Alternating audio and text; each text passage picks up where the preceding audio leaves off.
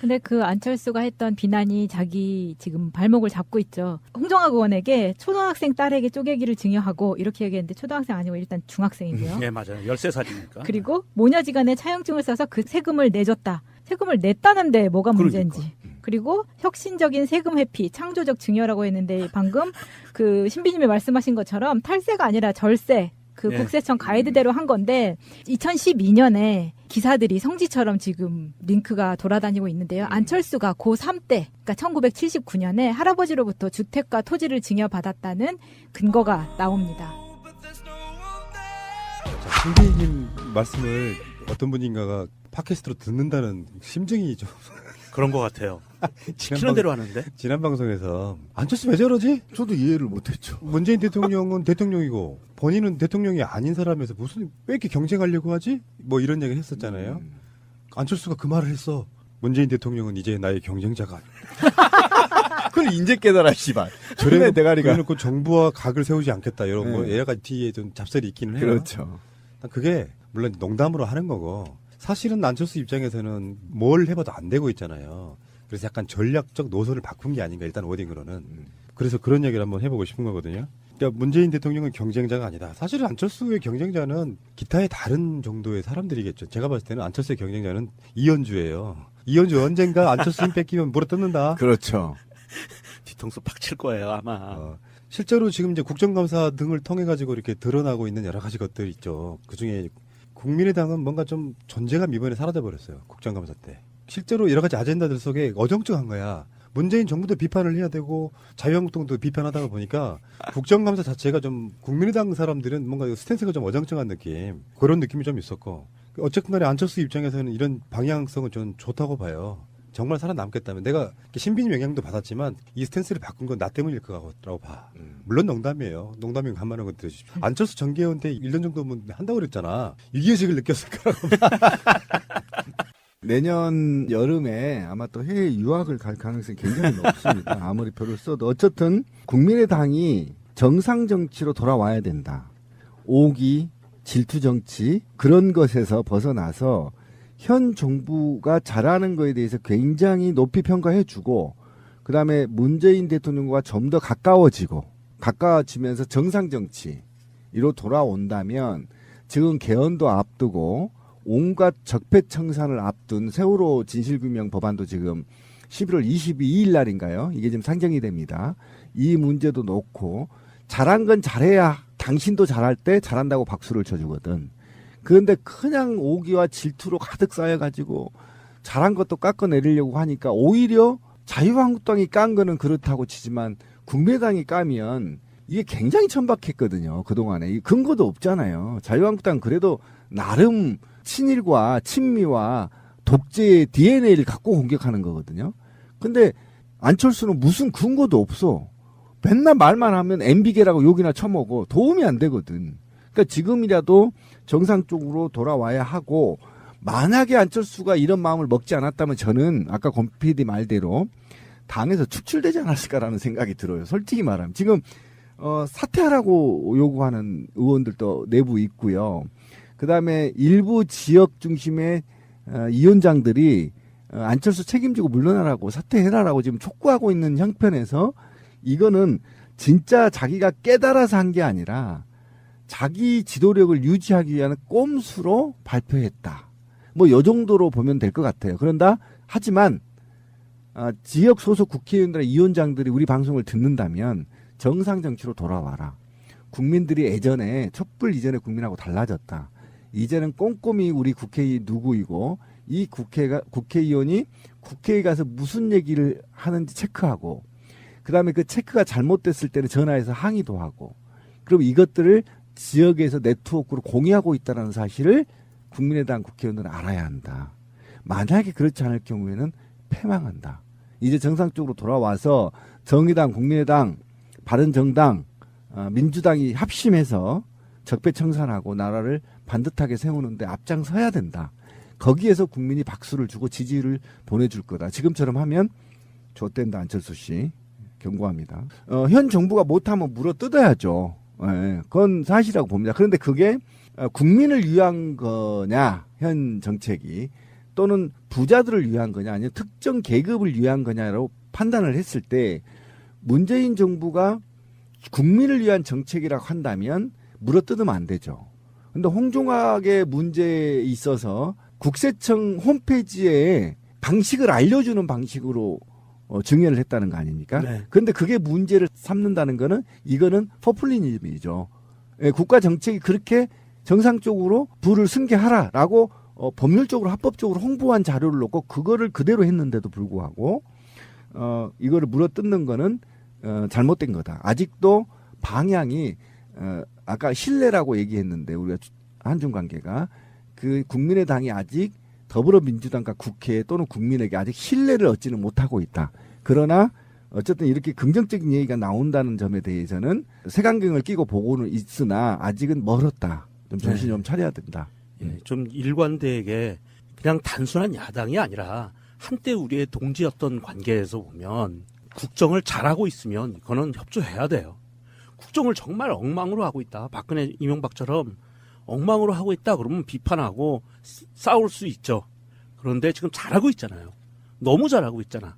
그러면 좀 거기에 힘을 실어주고 그리고 한 1년 정도 지나서 내년쯤 됐는데 자기들이 보기에 야당의 입장으로 보기에 영 아니다 싶으면 그때 투쟁을 하든 비판을 하든 비난을 하든 했으면 좋겠어요. 근데 그 안철수가 했던 비난이 자기 지금 발목을 잡고 있죠. 홍종학 의원에게 초등학생 딸에게 쪼개기를 증여하고 이렇게 얘기했는데 초등학생 아니고 일단 중학생이고요. 네, 맞아요. 13살이니까. 그리고 모녀지간에 차용증을 써서 그 세금을 내줬다. 세금을 냈다는데 뭐가 문제인지. 그러니까. 그리고 혁신적인 세금 회피, 창조적 증여라고 했는데 방금 그 신비님이 말씀하신 것처럼 탈세가 아니라 절세, 그 네. 국세청 가이드대로 한 건데 2012년에 기사들이 성지처럼 지금 링크가 돌아다니고 있는데요. 안철수가 고3 때, 그러니까 1979년에 할아버지로부터 주택과 토지를 증여받았다는 근거가 나옵니다. 그렇죠. 예. 네, 이게 지금 유승민도 똑같은 네, 케이스죠. 똑같은 케이스예요. 그러니까 자기들도 똑같은 케이스가 있는데 이걸 왜 까냐는 거죠. 결과적으로 자기의 흠만 다시 한번 국민들한테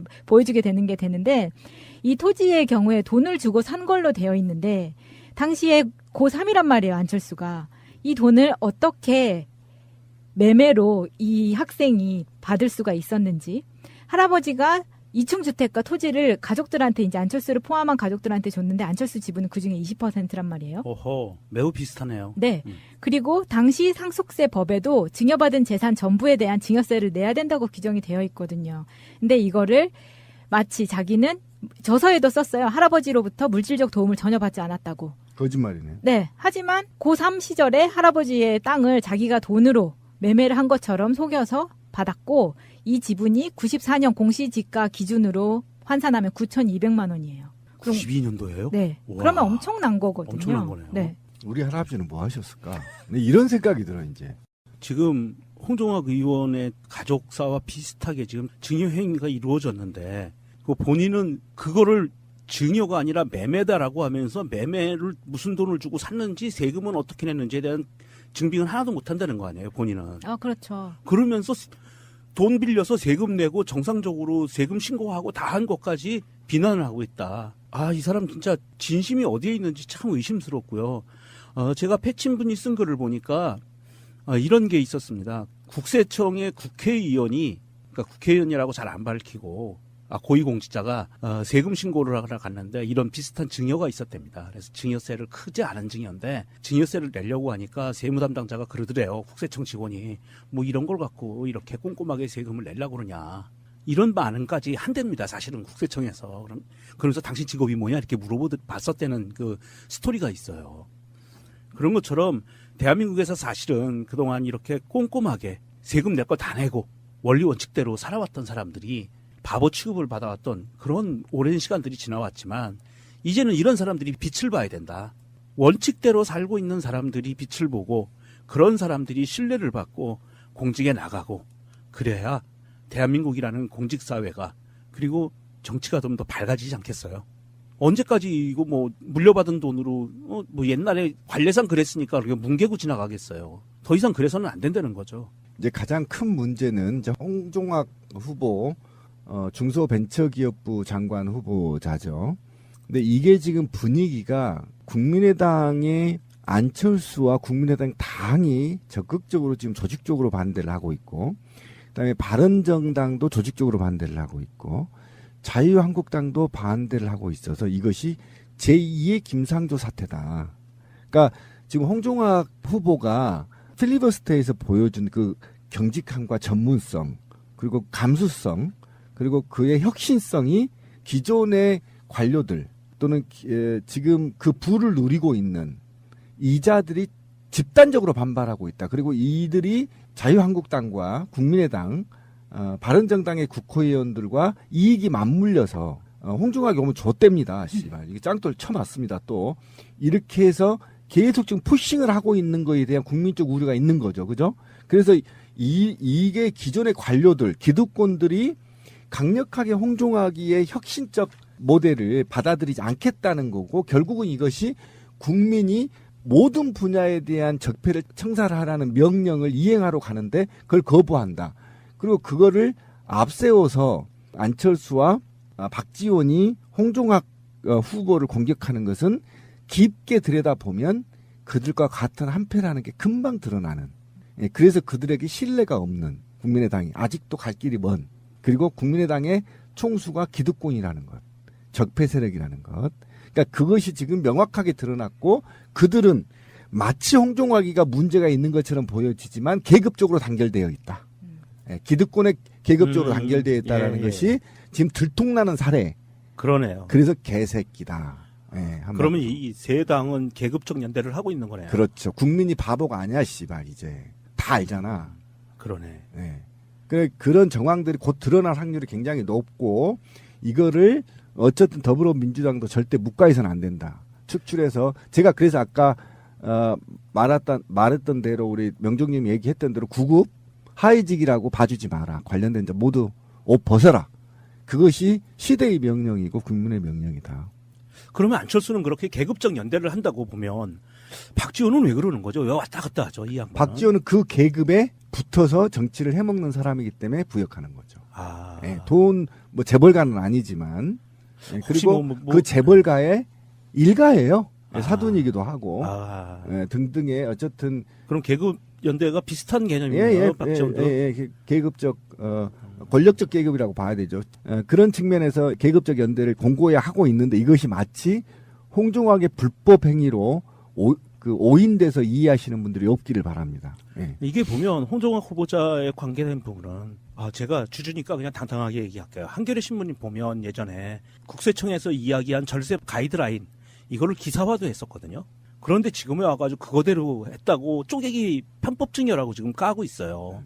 저는 이런 언론들의 그 행태도 사실은 이해가 안 되거든요. 기자별로 다른 건가? 이게 아니면 회사에 어떤 그 방침이 없는 건가요? 나는 이게 모르겠어요. 문제는 만약에 이게 국세청이 권고한 또는 절세를 위해서 권고한 이 안이 잘못됐다 그러면 안철수와 박지원은 이 안을 정상으로 시키는 법안을 발의해야죠. 그렇죠.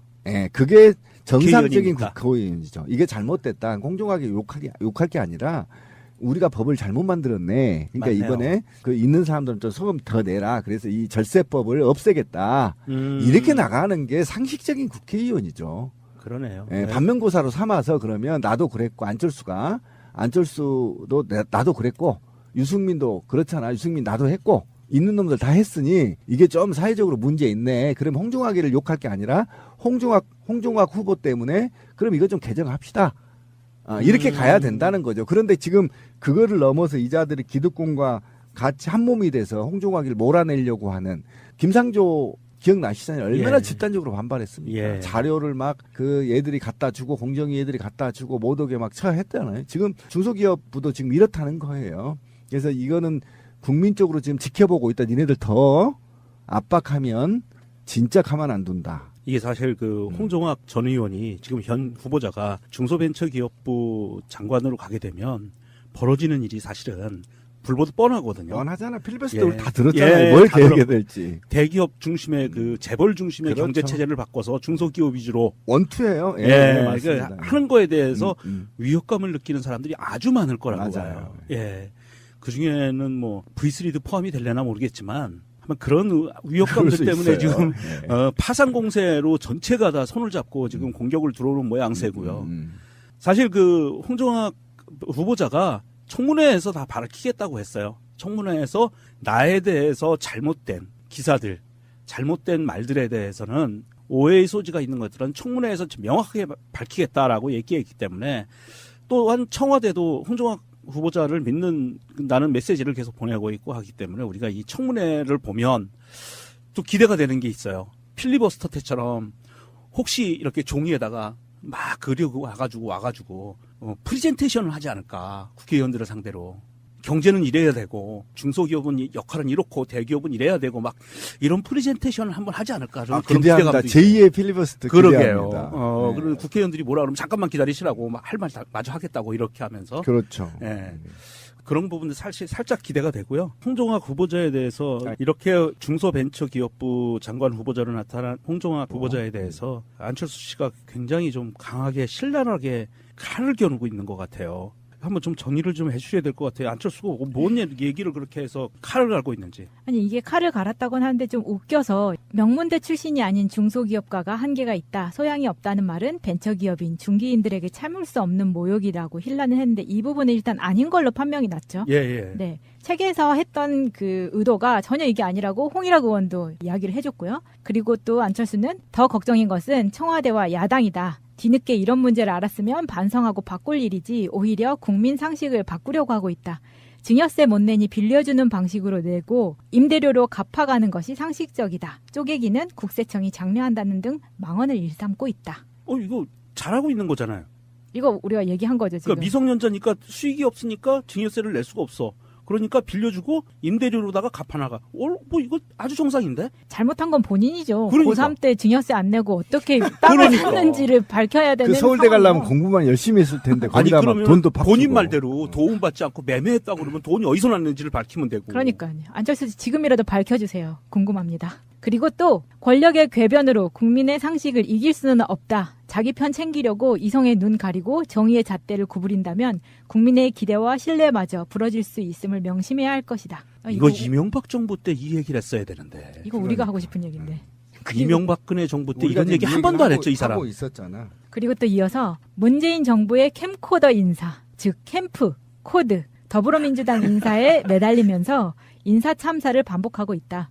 이제 막 시작하는 공기업 인사에서 더 극심한 캠코더 인사가 펼쳐질 것이란 우려가 파다하다.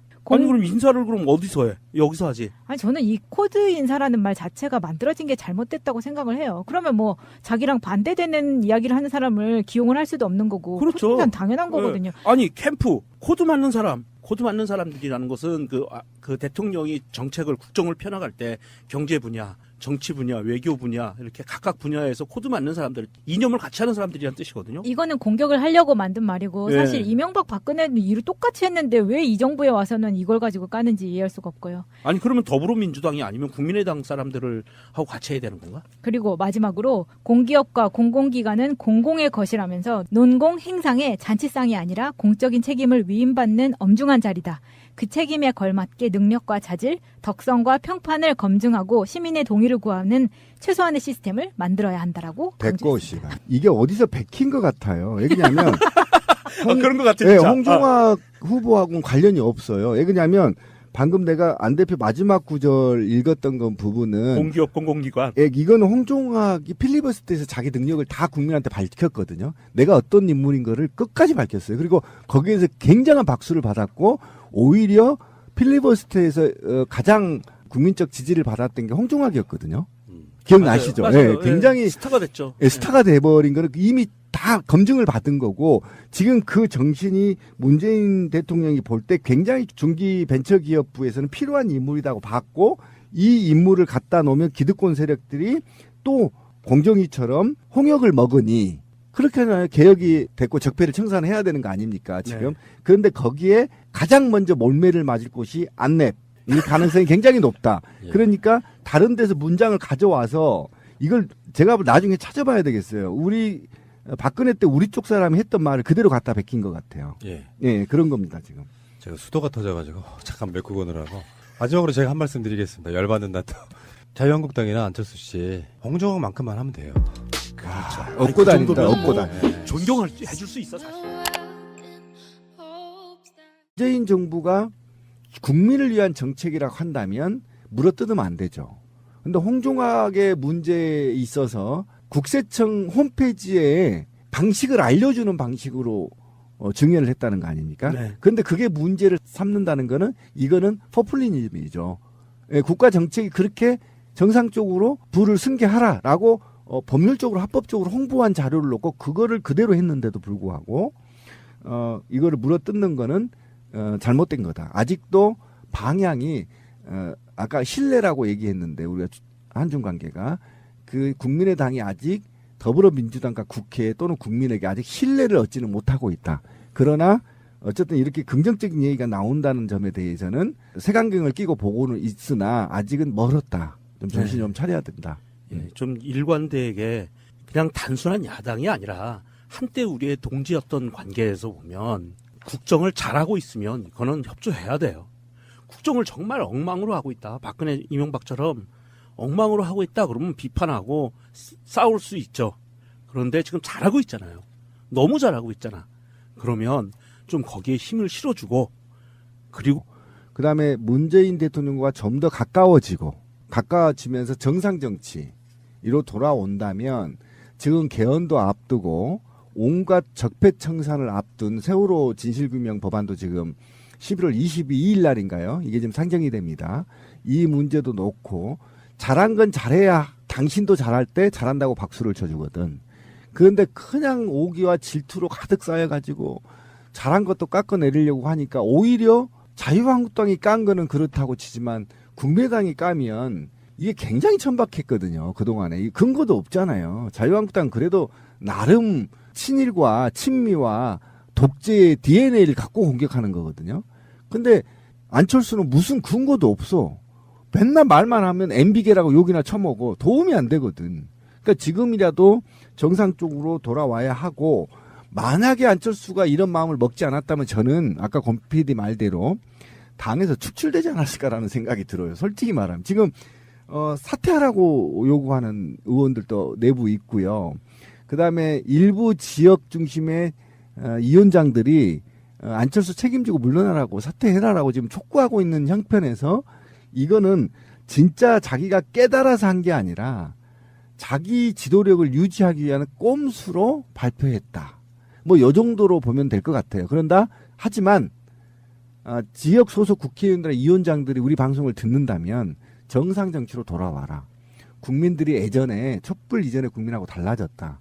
이제는 꼼꼼히 우리 국회의원 누구이고 이 국회의원이 국회에 가서 무슨 얘기를 하는지 체크하고 그다음에 그 체크가 잘못됐을 때는 전화해서 항의도 하고 그럼 이것들을 지역에서 네트워크로 공유하고 있다는 사실을 국민의당 국회의원들은 알아야 한다. 만약에 그렇지 않을 경우에는 패망한다. 이제 정상적으로 돌아와서 정의당, 국민의당, 바른정당, 민주당이 합심해서 적폐청산하고 나라를 반듯하게 세우는데 앞장서야 된다. 거기에서 국민이 박수를 주고 지지를 보내줄 거다. 지금처럼 하면 좆된다 안철수 씨. 경고합니다. 현 정부가 못하면 물어뜯어야죠. 예, 그건 사실이라고 봅니다. 그런데 그게 국민을 위한 거냐, 현 정책이 또는 부자들을 위한 거냐, 아니면 특정 계급을 위한 거냐라고 판단을 했을 때 문제요. 근데 그 안철수가 했던 비난이 자기 지금 발목을 잡고 있죠. 홍정학 의원에게 초등학생 딸에게 쪼개기를 증여하고 이렇게 얘기했는데 초등학생 아니고 일단 중학생이고요. 네, 맞아요. 13살이니까. 그리고 모녀지간에 차용증을 써서 그 세금을 내줬다. 세금을 냈다는데 뭐가 문제인지. 그리고 혁신적인 세금 회피, 창조적 증여라고 했는데 방금 그 신비님이 말씀하신 것처럼 탈세가 아니라 절세. 그 네. 국세청 가이드대로 한 건데 2012년에 기사들이 성지처럼 지금 링크가 돌아다니고 있는데요. 안철수가 고3 때, 그러니까 1979년에 할아버지로부터 주택과 토지를 증여받았다는 근거가 나옵니다. 신비님 말씀을 어떤 분인가가 팟캐스트로 듣는다는 심증이 좀 그런 것 같아요.